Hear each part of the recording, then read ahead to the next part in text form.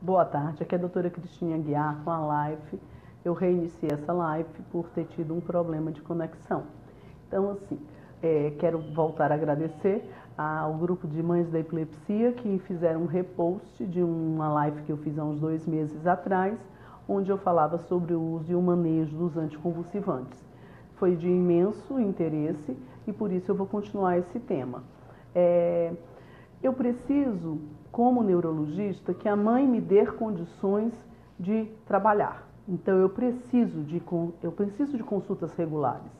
Mesmo sem queixas, mesmo sem crises, eu gosto de realizar consultas de 4 em 4 meses.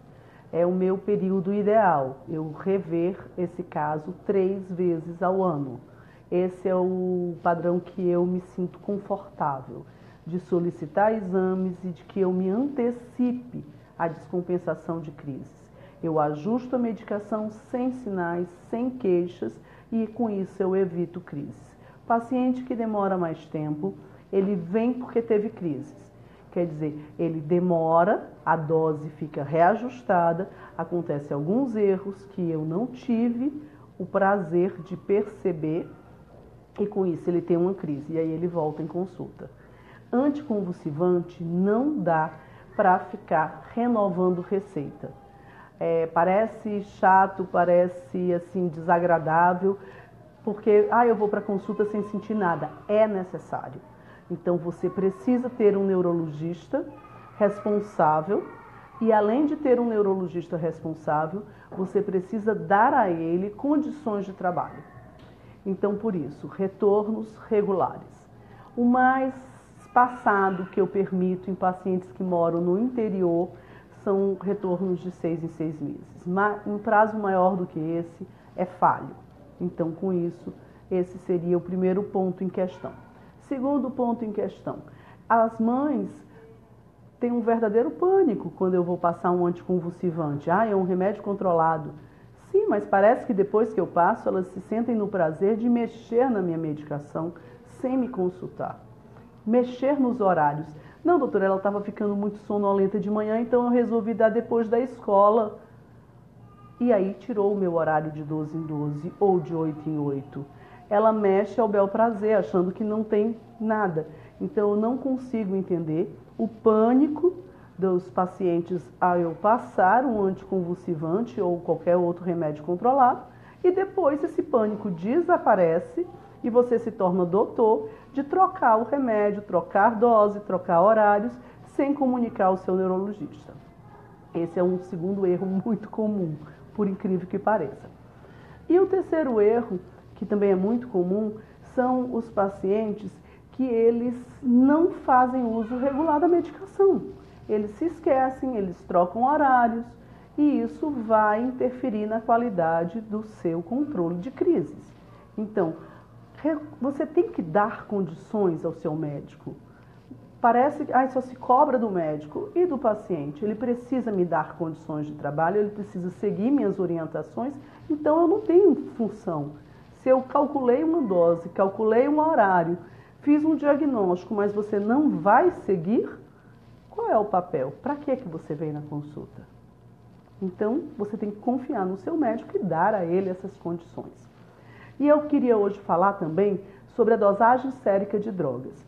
É um exame de sangue que você dosa a quantidade de sangue absorvida daquela medicação. Eu sou uma das neurologistas que usa muito dosagem sérica de droga. Então, meu paciente faz dosagem sérica de droga quando é disponível, quando a droga possui esse exame. Algumas drogas não são dosadas, mas quando elas são dosadas, eu doso no mínimo uma vez por ano, costumeiramente de 6 em 6 meses. Essa dosagem sérica de droga, ela é muito importante na infância, principalmente na infância, porque a criança, ela não absorve a quantidade que eu dou de medicação. Você está dando 10 ml, mas o que vai agir como anticonvulsivante é a parte desses 10 ml que foi absorvida. E a criança, ela não tem uma absorção perfeita, igual a de um adulto. Eu tenho crianças que eu tenho que usar uma dose alta, porque a absorção dela é baixa, e tem drogas mais bem absorvidas do que outras. Então, na neuropediatria, eu gosto da dosagem sérica de drogas. Essa dosagem deve ser colhida perto da hora de tomar a medicação, porém antes de tomá-la, porque eu quero saber o nível mais baixo dela. Essa dosagem sérica, ela me guia para saber o efetivo, quanto que essa criança está absorvendo. Vamos dar um exemplo.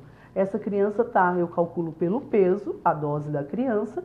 Essa criança está tomando 7,5 ml de Depakene 2 vezes ao dia, certo? Mas ela tem que ter um nível sérico desejado para o controle de crises.